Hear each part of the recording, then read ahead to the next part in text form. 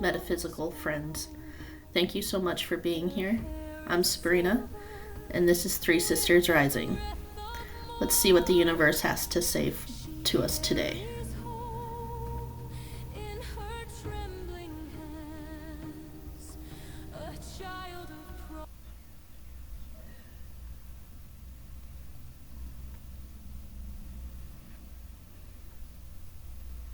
Daily Collective Reading, July 8th, 2026.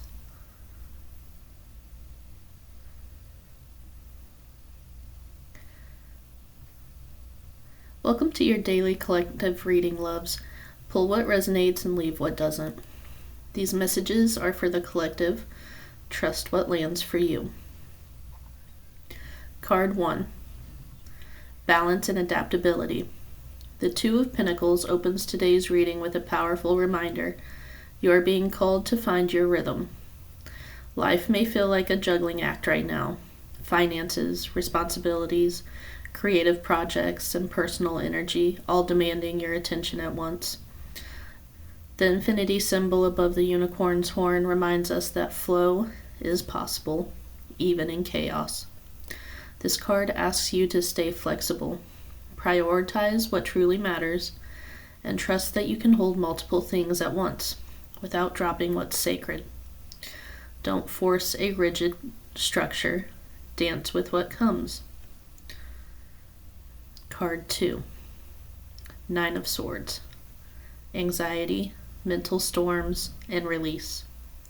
The 9 of Swords arrives with a storm.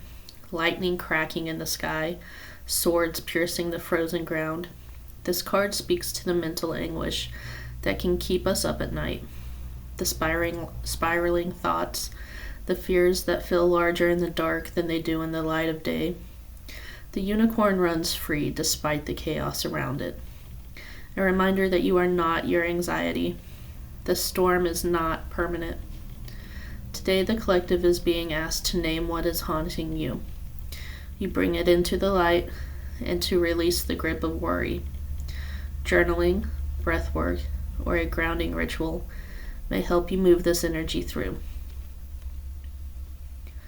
Card 3. 7 of Pentacles. Patience, investment, and long-term vision. The 7 of Pentacles is a breath of fresh air after the storm.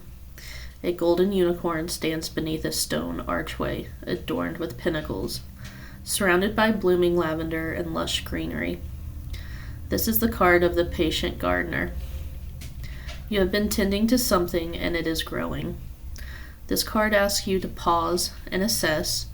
Are you investing your time, energy, and resources in the right places? The harvest is coming, but it requires continued faith and patience. Don't abandon what you've been building just because results aren't immediate. Trust the process. The blooms are proof. Card 4. 8 of Pentacles. Mastery, dedication, and skill building. The 8 of Pentacles closes today's reading with a call to devotion. A unicorn works steadily beside a tree hung with 8 pinnacles, an owl watching wisely above, the symbol of knowledge and discernment. This card honors the sacred work of becoming. You are in a season of refinement, of honoring your craft, of showing up consistently, even when no one is watching. Whether it's a spiritual practice, a creative pursuit, a business, or a healing journey, mastery is built in the quiet, dedicated moments. Keep going. Your commitment is your magic. Overall message for the collective. Today's spread tells a story of transformation through balance and devotion. You may be navigating a lot at once, and the mental weight of it may feel heavy. But the universe is showing you that what you've been planting is growing, and your dedication to the work is what will carry you through. The storm is part of the journey, not the destination. Stay grounded, stay committed. The harvest is near. If today's card stirred something within you and you're craving deeper personalized guidance, I'd love to sit with you in a private reading. Whether you're navigating a crossroads, seeking clarity, or simply wanting to connect with your higher self, I'm here. To book your private reading, you can do so here on our website at Three Sisters Co. crystalsoddities.com, and then we can go deeper together. Also, don't forget to check out our GoFundMe page. We are also active on Facebook and YouTube and TikTok. And then we also have a Patreon where you can subscribe to become a member. Now let's transition to our daily blog.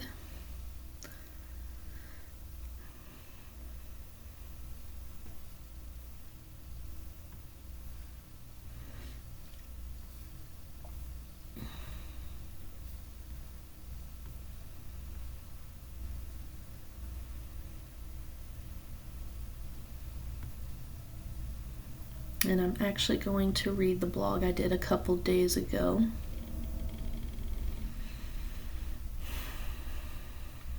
Unmasking your authentic self. The spiritual journey from survival mode to soul alignment. Are you still wearing a mask? For so many of us, especially those walking a spiritual path, there comes a point where we realize we have been performing, not for a stage, not for an audience of strangers, but for the people closest to us, family, friends, co-workers, partners. We have been shrinking, dimming, downgrading, and contorting ourselves into a version that feels safe, a version that keeps the peace, avoids conflict, and earns approval. This is survival mode, and it is one of the most exhausting places a soul can live. Survival mode, the spiritual mask we wear. Survival mode isn't just about physical safety. It's an energetic state. When we grow up in environments where our true selves were not welcomed, celebrated, or even tolerated, we learn to adapt. We learn to perform a version of ourselves that keep us loved, accepted, and out of danger. This is not weakness. This is ancient wisdom. Across eons, spiritual people, healers, seers, and sensitives have had to mask their gifts, their knowing, their light, simply to survive in a world that feared what it didn't understand. Think of the wise women called witches, the mystics who whispered their truths in secret, the empaths who learned to go quiet so they wouldn't be cast out. We carry that lineage in our bodies, in our nervous systems, in the way we still shrink in certain rooms. But here's what the awakening reveals. The mask was never you. The awakening movement. At some point on the spiritual journey, something cracks open. It might be a loss, a breakdown, a moment of profound stillness, or a single conversation that shifts everything. Suddenly, you can see the matrix clearly. The fear-based programming, the 3D constructs that told you to stay small, stay safe, stay silent. You begin to understand that the life you've been living was built around other people's comfort, not your soul's truth. And that realization, it changes everything. In 5D consciousness, the operating system is completely different. Where 3D runs on fear, competition, separation, and survival, 5D runs on love, unity, authenticity, and co-creation. You cannot carry your mask into that frequency. It simply won't fit. Authenticity, the highest frequency. Let's talk about frequency for a moment, because this is where it gets powerful. Authenticity is the number one highest frequency a human being can embody. Love is the second, and they are deeply intertwined. Because you cannot truly love from behind a mask. You cannot give or receive real love when you are performing a character instead of inhabiting your soul. When you begin to live authentically, when you let your real thoughts, real gifts, real quirks, real magic breathe, you raise your vibration in a way that no crystal, no ritual, no affirmation alone can match. You become a tuning fork for truth, and the universe responds. Magnetizing your soul tribe. Here is one of the most beautiful gifts of authentic living. You stop attracting people who only love the performance, and you start magnetizing the people who are actually meant to be in your life. Your soul tribe. The ones who see you, celebrate you, grow with you, and hold space for your full expression.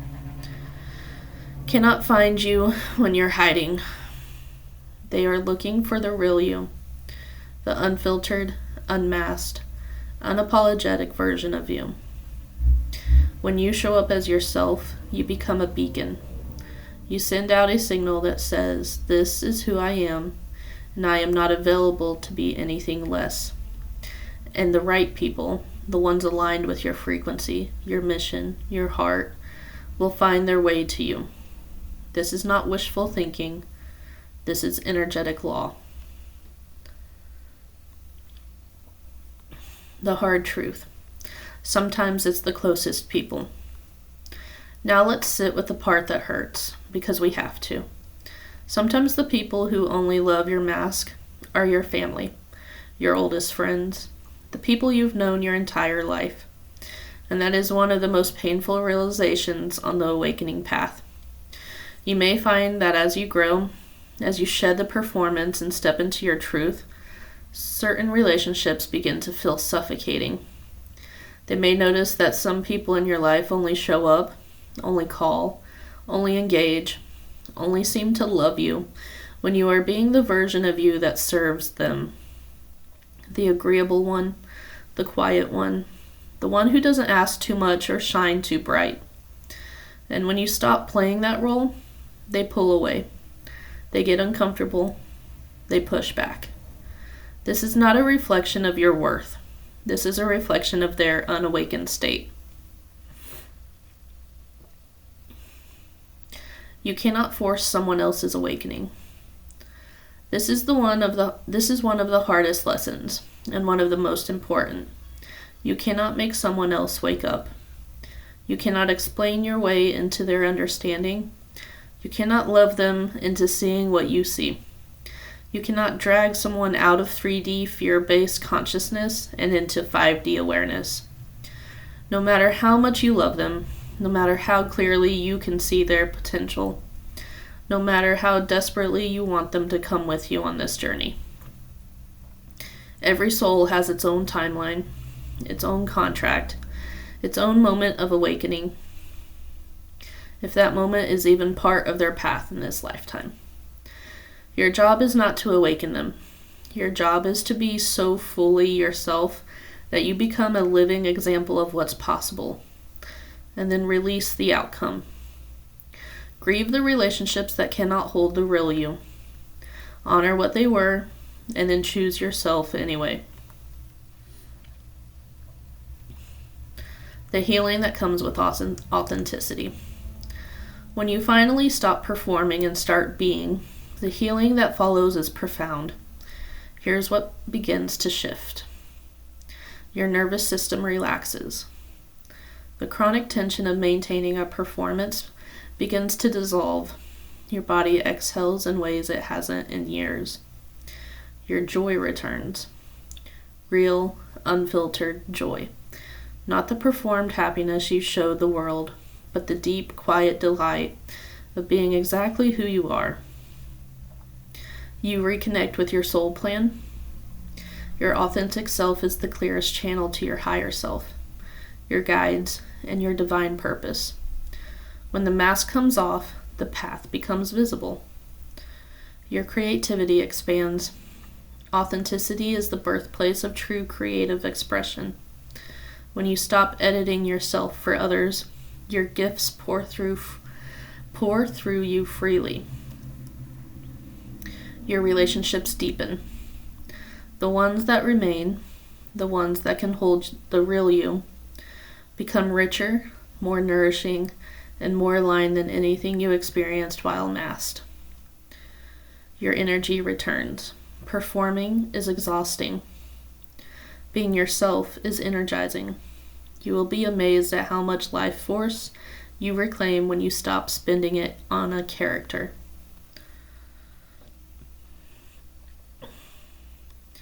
Saying no to the inauthentic version of you.